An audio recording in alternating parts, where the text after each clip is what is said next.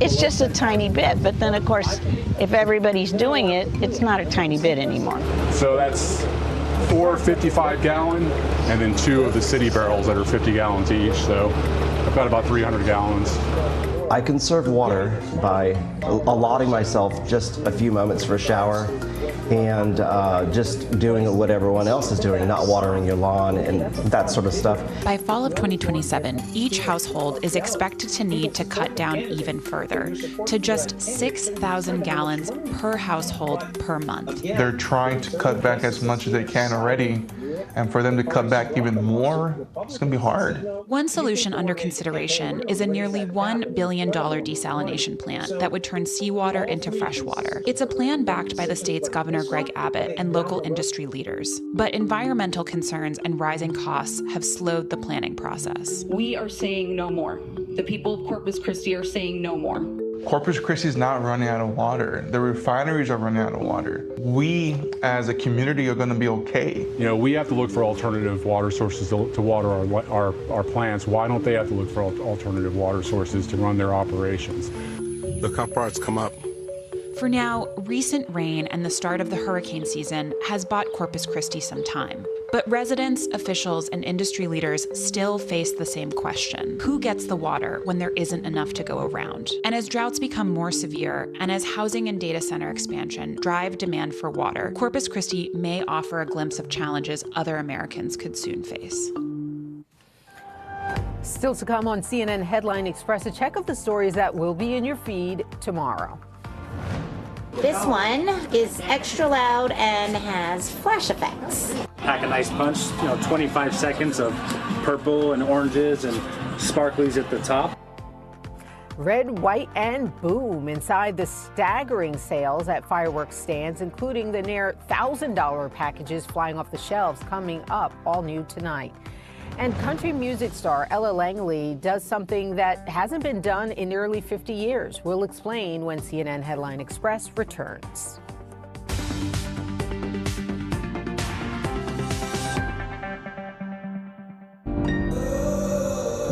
To understand the world, you need the truth. This is the largest measles outbreak in 30 years. It's why we follow the facts, wherever they lead, no matter how far we have to go. From the inside story, this is where the two leaders will come shortly, to an outside perspective, to deep in the data, ready for whatever may come. We've got to get out of the way. That's an incoming strike. We witness the world, face our fears. Their lives now are forever changed. And find wonder in new perspectives and new horizons. Every day, no matter where life is taking you, we follow what matters to you, forging a path to the truth and an understanding of our world. Get I Choose Period Panty. Isme hai snug panty-like fit. I choose nothing less for my body. Hi, quick question. Would you like to take 750 or double it and give it to the next person? I'll actually take the 750. You know what? With 750, I can manage my business on Tally Prime. Billing, invoicing, inventory, compliance, cloud access, all covered. That's actually a better investment to me.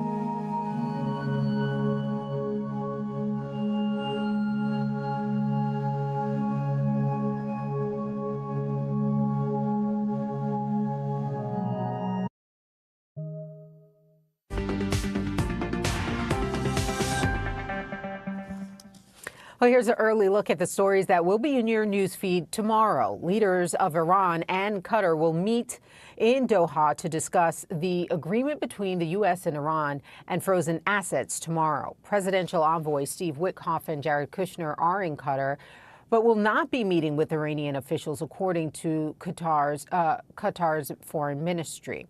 Trump had said Monday the U.S. would meet with Iranians today in Doha. President Trump is expected to fly on the new Air Force One tomorrow, donated by the Qatari government. Trump unveiled the aircraft earlier this month at Joint Base Andrews. The president and several senior officials are expected to travel to North Dakota for an America 250 event. And we'll get a new read on the economy tomorrow. The private payroll company, ADP, will release its monthly employment report. Last month's report showed private employers added 122,000 jobs in May. That's up by more than 10,000 from April.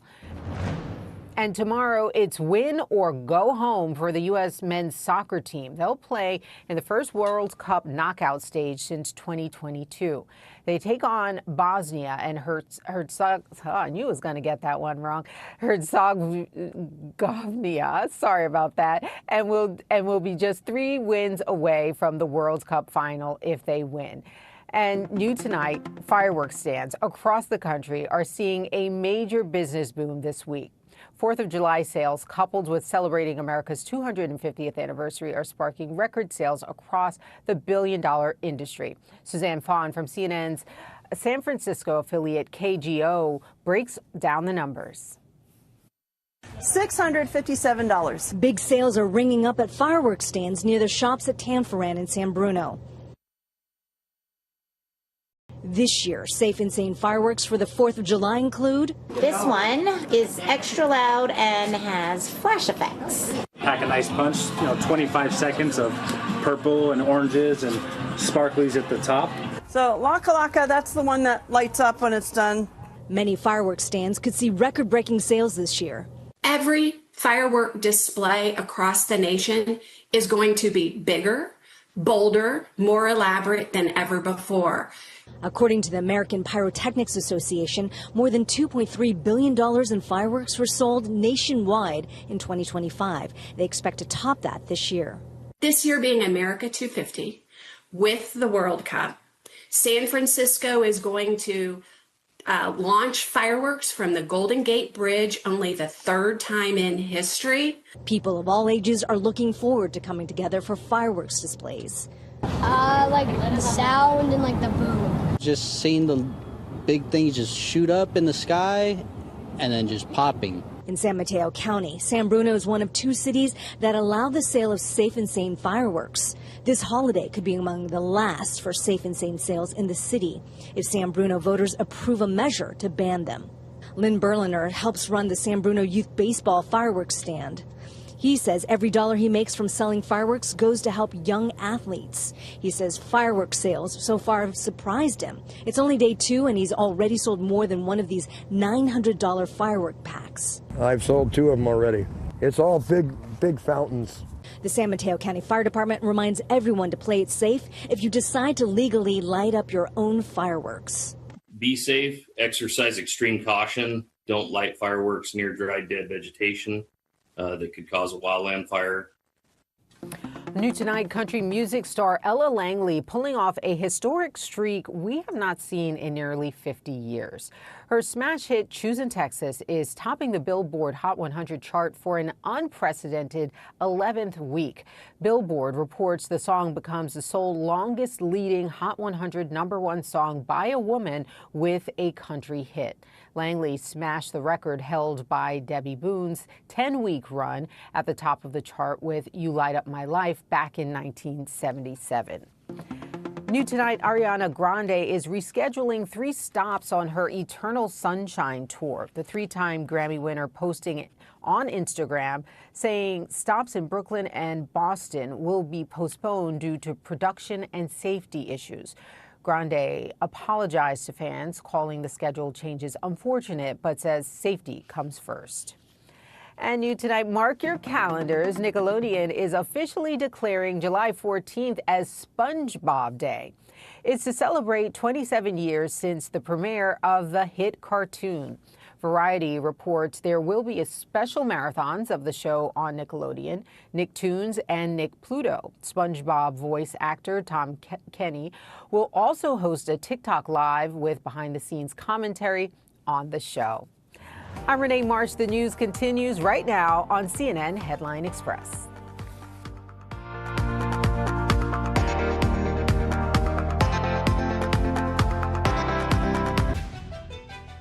Liquid choco hazelnut, filled inside the heart of golden caramel shell. Duet from the house of barley.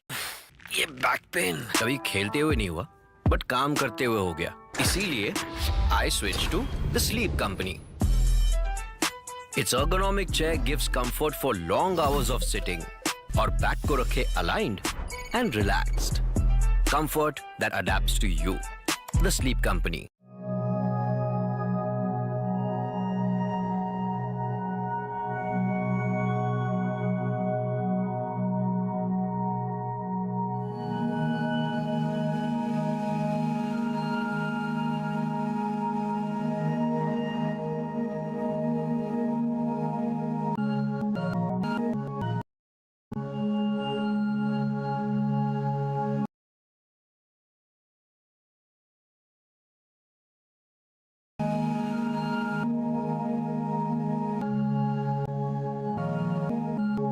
Early look at the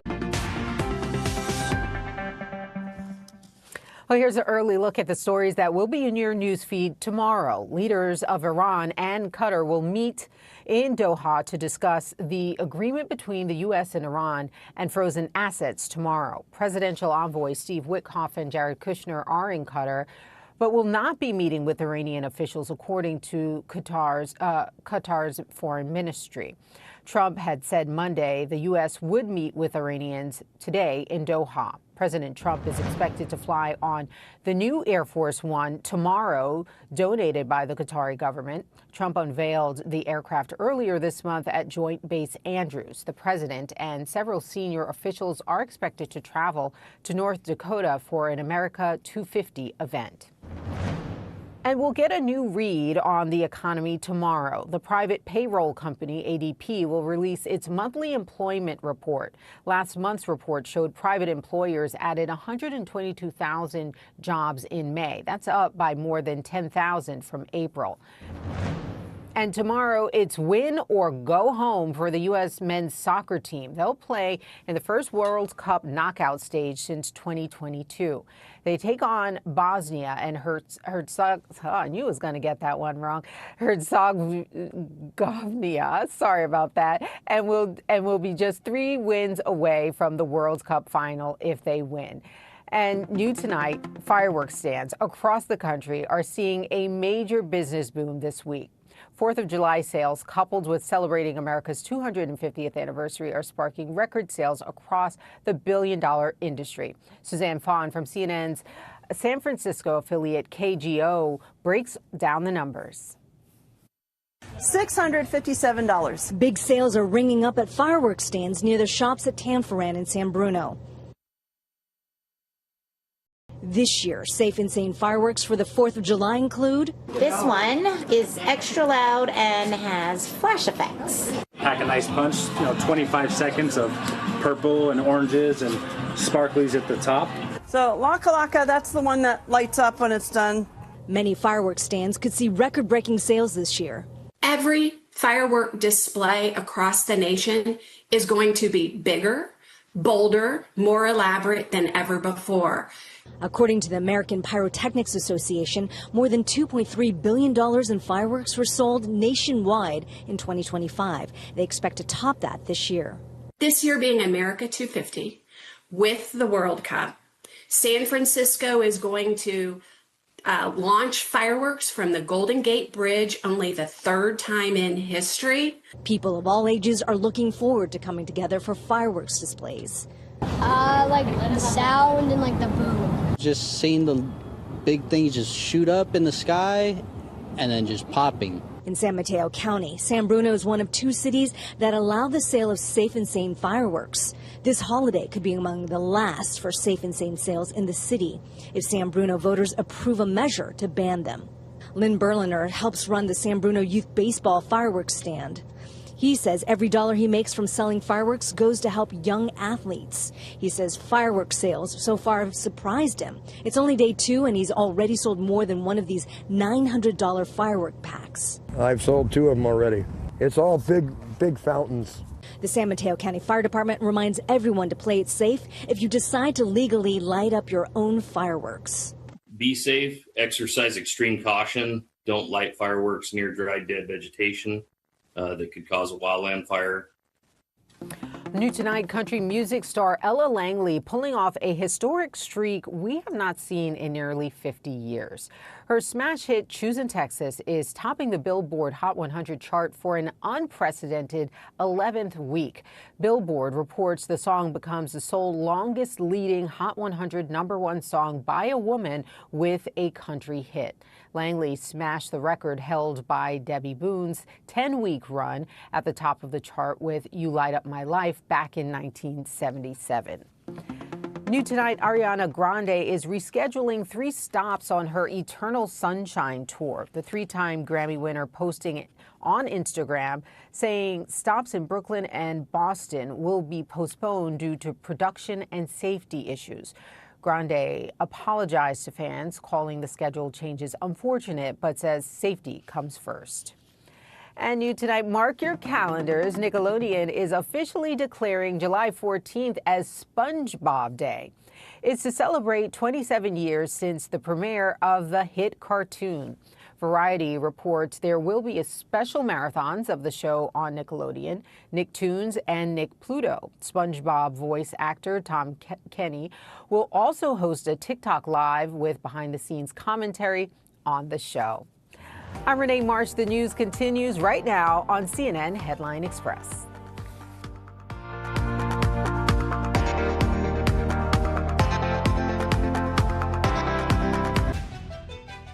Liquid choco hazelnut, filled inside the heart of golden caramel shell.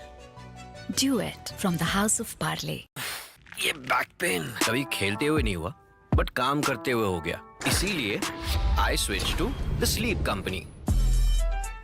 Its ergonomic chair gives comfort for long hours of sitting, और back को रखे aligned and relaxed. Comfort that adapts to you. The Sleep Company.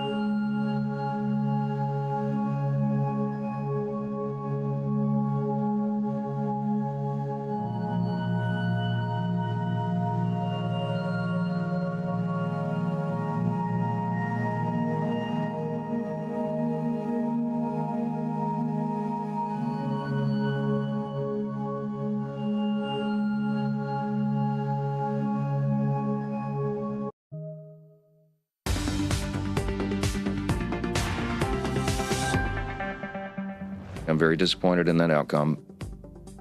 Tonight, supreme defeat.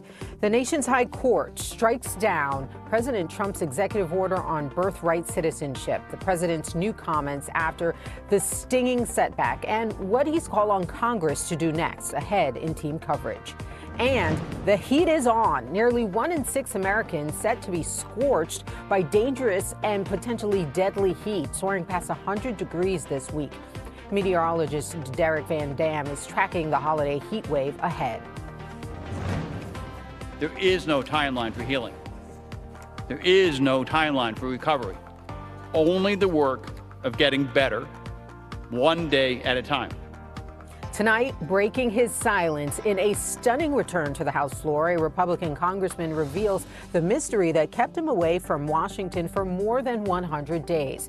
We're on Capitol Hill tonight for more on why he kept his own party in the dark. And NBA shocker, LeBron James telling the LA Lakers that he's taking his talents elsewhere.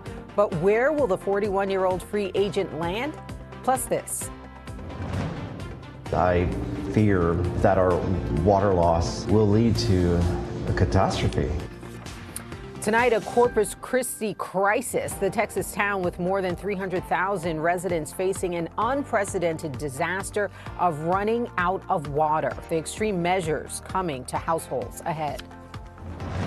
This one is extra loud and has flash effects. Pack a nice punch, 25 seconds of purple and oranges and sparklies at the top.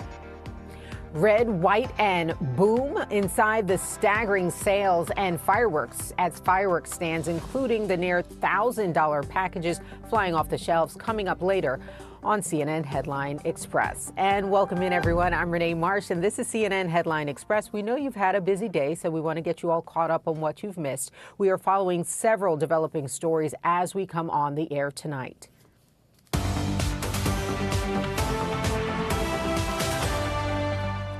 We begin this hour with breaking news from the Supreme Court. The justices ending their latest term with a significant loss for President Trump. In a 6-3 decision, the justices struck down President Trump's effort to get rid of birthright citizenship. The majority instead reaffirming the 14th Amendment's guarantee that children born on U.S. soil are U.S. citizens. The president reacting to the ruling on social media, calling this decision, quote, too bad for our country. He added that Congress should now take action. CNN's Paula Reed and Priscilla Alvarez explain what this ruling means and whether it will impact President Trump's tendency to test the limits of executive power. They found that President Trump cannot end birthright citizenship through executive order. And in the majority opinion, Chief Justice John Roberts, he underscored how significant birthright citizenship is. I mean, this is something that's not only in the 14th Amendment, but twice Congress has passed laws that have language that really reflects that same right that was codified in the 14th Amendment. He said this is the right that bestows other rights upon you. I will say, though, that Justice Kavanaugh did give a suggested off-ramp to the president, saying that, look, if you take this executive order, bring it over to Congress, get him to pass a law that says the same thing, you might be good. Now, I heard similar things from officials inside the administration shortly after he signed that executive order. They've always told me that thought this was a long shot to get this approved by the Supreme Court. It's something that President Trump campaigned on. So this is a big loss for him, but it's not unexpected. And I think there has for a long time been an understanding that you can't do this way. Picking up where Paul left off, they had hoped that this was going to reach the Supreme Court. It did. They got their decision. But the idea behind this executive order was always for this debate to unfold in that room. I had one source tell me during the transition that something has to kick off the legal battle, and that's what this executive order was. So did they expect that they were going to win it? Not necessarily, but this is a debate that is now happening and happened before the Supreme Court. And then the question is, do they try to take this up in Congress? But in terms of what this means for today, everything is as it was.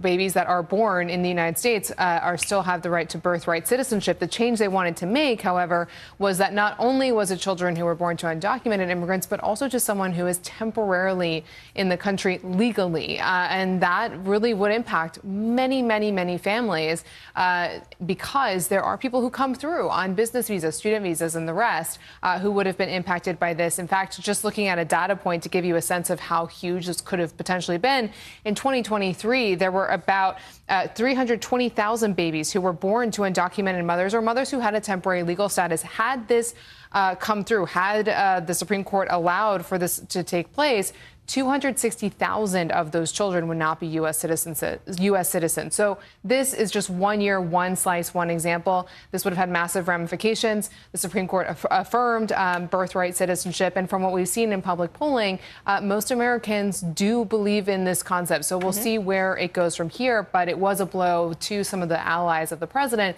who, while they got this before the Supreme Court, do want to see a change on this front. Well, also new tonight, the Supreme Court is setting up a major Second Amendment showdown, agreeing today to decide if states and cities can ban people from owning AR-15 style rifles. The High Court previously avoided the highly contested issue. Justices will hear appeals from gun owners in Illinois and Connecticut fighting local semi-automatic bans during their upcoming fall term. 10 other states currently have similar restrictions on the books. Tonight, a dangerous and potentially deadly 4th of July holiday heat wave is building. 50 million Americans staring down the potential for triple-digit temperatures on top of high humidity. Officials are already urging extreme caution. We are tracking a multi-day heat wave expected from the 1st to the 4th of July. So it is imperative that you plan for yourself, your family, your loved ones as you go about your week, whether you're going downtown or you're going to be anywhere in the district this weekend enjoying the festivities. Washington, D.C. is right in the crosshairs now, bracing for its hottest July 4th in American history. Chicago is already feeling the heat tonight. People are crowding the lakefront to get any type of relief from the extreme heat warning in effect through Thursday night. And in Nashville, emergency crews have been handing out cold water to keep people cool. A massive lingering heat dome is causing the historic heat. CNN meteorologist Derek Van Dam is tracking it all tonight. 70 million Americans under heat alerts today. Mentioned the Midwest and the Great Lakes, but I want to show you how this advances towards the I-95 corridor, the most populated part of our country. Look at New York City. You are currently under a heat alert warning. What's the cause? The heat dome. I know we've talked about this a lot, but it is so incredibly imperative where this thing is positioned because it's parked itself just off the southeast coast. So it's driving in all of the humidity from the south, and that means dew points skyrocket. That's when we get the feels like temperatures above the 110-degree threshold. These are the locations we expect to see tied or broken record daytime highs through the end of the week. And the timing couldn't be worse. We've got the 4th of July festivities. It's the 250th birthday of our country, and we need to spend it outdoors in temperatures like this. This is the actual air temperature. 102 in D.C., 104 on Friday, 101 on Saturday, Independence Day. Guess what? If that temperature is actually realized, this could go down as the hottest 4th of July ever recorded in Washington, D.C. Of course, you factor in the humidity levels, it feels even warmer. And this is why we keep reiterating this. You need to take this type of heat seriously, get shade, find ways to cool yourself off, and stay hydrated and keep a smile on your face if you can through all this. Well, Derek, thank you. And for all of your holiday weather needs from any location, you can download the CNN Weather app for your iPhone. Check it out at cnn.com/CNN Weather. New developments tonight from Capitol Hill. New Jersey Congressman Tom Kean Jr. revealed he has been diagnosed with depression after his mysterious months-long absence from Congress. This is the first time we've seen Kean on Capitol Hill since early March, which was the last time he cast a vote in the House. Kean did not respond to questions about why he didn't disclose his diagnosis sooner. CNN's Arlette Saenz is on Capitol Hill with more.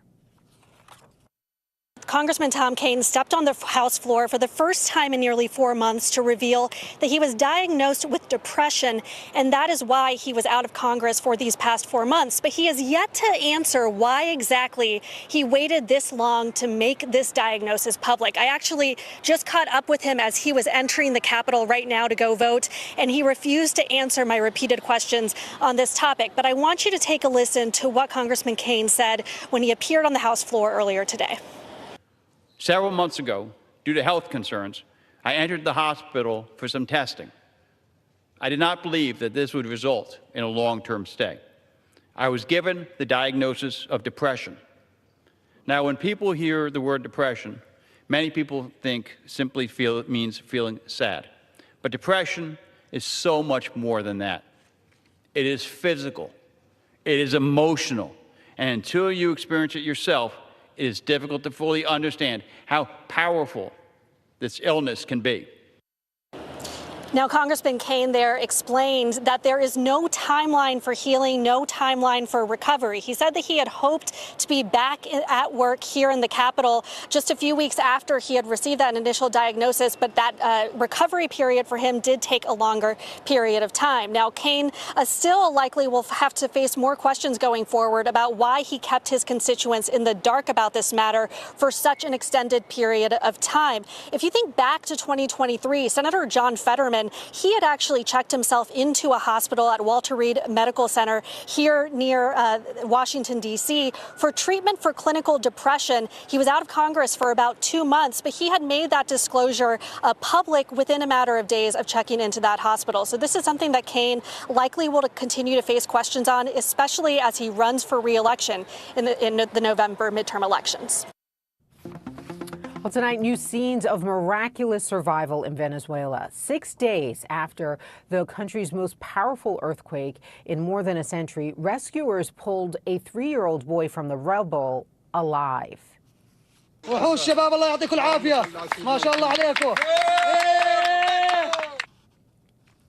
But these moments of joy are happening as the true scale of devastation remains unknown. Thousands of people are still missing.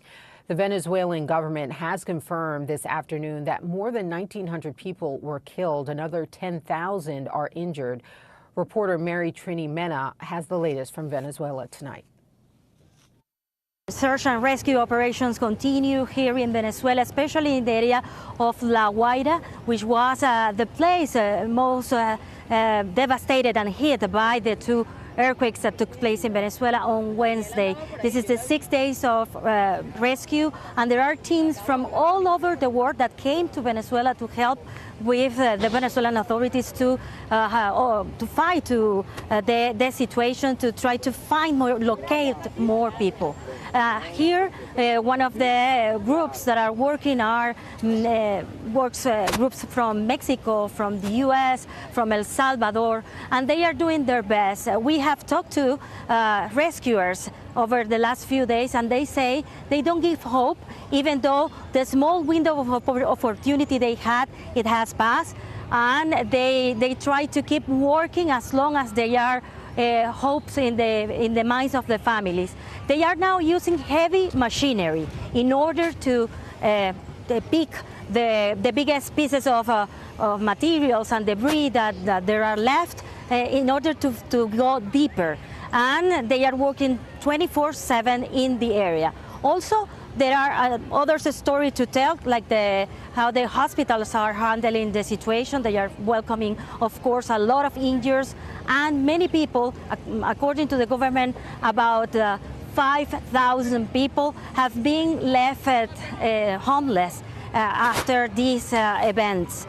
I'm right now in Parque del Este, which is a public open park in Venezuela, and they are welcoming the people that basically they lost everything, their homes, their belongings, and they are now living here. This is a tent city in La Guaira, in Caracas, but also in La Guaira there's a baseball camp that has turned into a tent city to welcome these people that are sleeping here, getting some food and attention, and they are also trying to get their sense of what they are going to do in the next couple of days or weeks, because they are now empty-handed with no home. Thank you. And coming up in our next half hour, weeks in Haiti and Nepal, and details what it takes to survive these exact conditions. And we are just getting started here on CNN Headline Express. Everything is horrible. Horrible. The smell is just, it sits right here like if we're like in a hole. The fire is out, but the stench lingers. What LA officials are doing about millions of pounds of rotting food from a recent warehouse fire, and the timeline to clean it up ahead.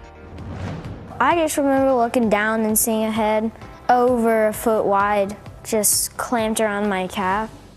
Oh, wow. Okay. A day of fun in the water nearly turns tragic after a shark latches onto a boy's leg, the unlikely hero stepping in to save the day ahead. And leaving Los Angeles, an NBA expert weighs in on LeBron James' sudden and shocking announcement that he's ending his Lakers era coming up. And this hasn't happened in almost half a decade.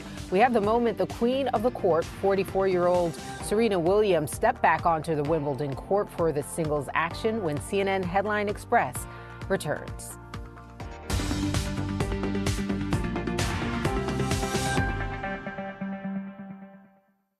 Get I Choose Period Panty. इसमें है 3 pads का absorption. I choose nothing less for my body. WordPress.com has everything you need to build, launch, and grow a WordPress site, all in one place, like integrated AI tools that help you move faster across your workflow without losing control. And WordPress Studio, which lets you develop locally, then push straight to production when you're ready. Launch sites for clients knowing they have managed hosting, predictable pricing, and human support behind them. Build sites your clients won't outgrow. WordPress.com.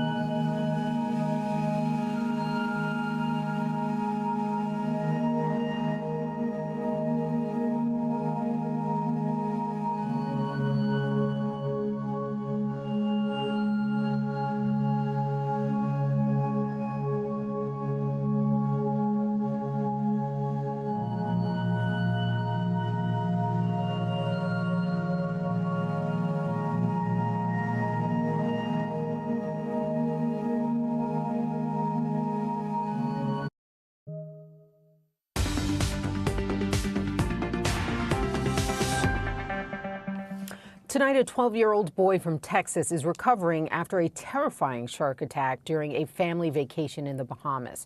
Parker Roll was swimming with his brother Jack when a shark clamped down on his leg. Jack jumped in to help, and the family says it may have saved Parker's life. I just remember looking down and seeing a head over a foot wide just clamped around my calf. And at that point, I didn't feel it, so I just walked onto the side, but after that I couldn't walk. So he jumps out and he's screaming, and I see this massive gash on his shin, and I was like, that needs to be stopped. So I took my swimsuit off and then immediately ran over there and just wrapped it up and tried to stop the bleeding.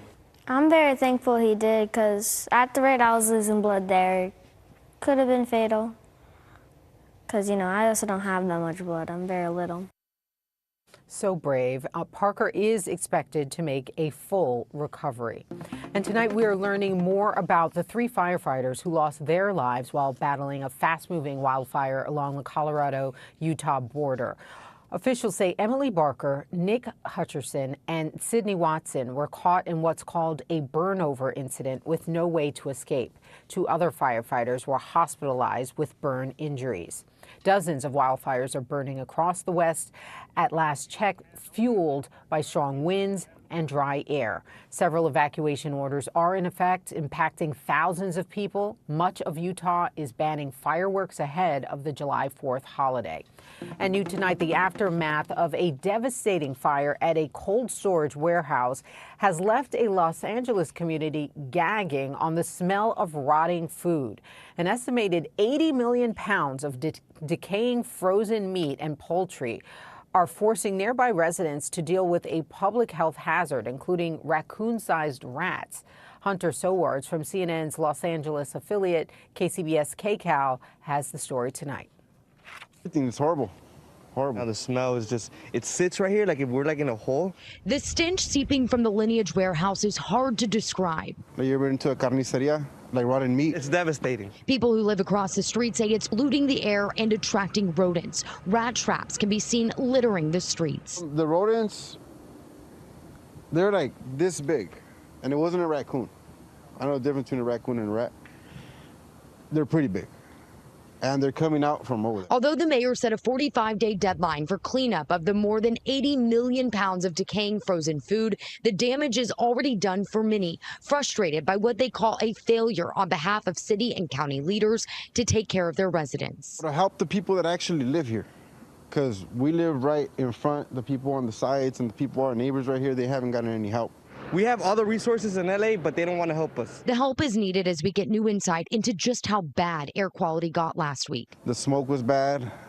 I ended up in the hospital getting hives. I couldn't breathe. My asthma inhaler didn't help. Air monitoring equipment outside the Weingart East Los Angeles YMCA is part of a program to track historically bad air quality in the community. Dr. Joe Liu with Clean Air Coalition says last week's readings should be a warning. We haven't seen spikes like that throughout the monitoring we've been doing there for more than a year. He shared the readings, including a sharp rise in dangerous particulate matter right when the fire started. The science has shown us that even short exposures can lead to adverse health impacts on people. This chart also shows black carbon readings used to track diesel fuel emissions and can also detect biomass combustion like burning wood and food. There's more that needs to happen on a continual basis, on a continual investment in these communities to help solve the problems that they face. He hopes this is a wake-up call for leaders. I think our government agencies could do a better job of coordinating the disaster response, the emergency response. Us Latinos, us Mexicans, we're going to be able to make something good for our community. Well, new tonight, it's the end of the King James era in Los Angeles. LeBron James says he'll be moving on from the Lakers, opting to become a free agent. James will return to the NBA for his 24th season, which will extend his record for the most seasons played in the league. ESPN's Shams Charania was the first to report LeBron's exit. He tells CNN where the league's all-time leading scorer goes next will be a decision based on happiness. The Lakers have gone through different transformations the last year or so, right? And part of that was getting Luka Doncic. But my understanding is after 8 years there with the Lakers, they won the championship in 2020, led by LeBron James and Anthony Davis. LeBron just felt that the time had come for both sides to move on. My understanding is he just felt he can find his happiness in life elsewhere, out of the Lakers. And that's the decision he came to today. So it was twofold. One, it's deciding to play basketball next season. He's already played 23 NBA seasons. Next year would be an unprecedented, historic 24th year. Once again, he would be playing. It's not clear whether that would be it or he would even play a 25th season potentially, but he came to the decision that he will be playing another year. All indications led that way. And now today he makes a decision that no matter what, I'm going to be leaving the Lakers. And so why today is the day NBA free agency starts at 6 p.m. Eastern time. That means that as of 6 p.m. Eastern time, LeBron James is wide open, available on the open market in NBA free agency, and he will not be going back to the Lakers. And sources told me that it is a happiness-led decision for LeBron James. That's what he's going to seek at his next home. It's not going to be a money-driven decision.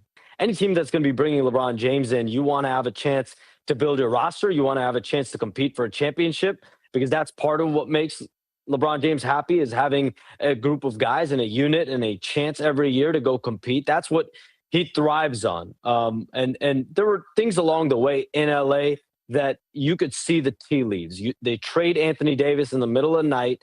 LeBron James had no idea that was coming. That happens. And you see the shift that's taken place with this Lakers organization. They go out and trade for Luka Doncic, and they made no bones about it.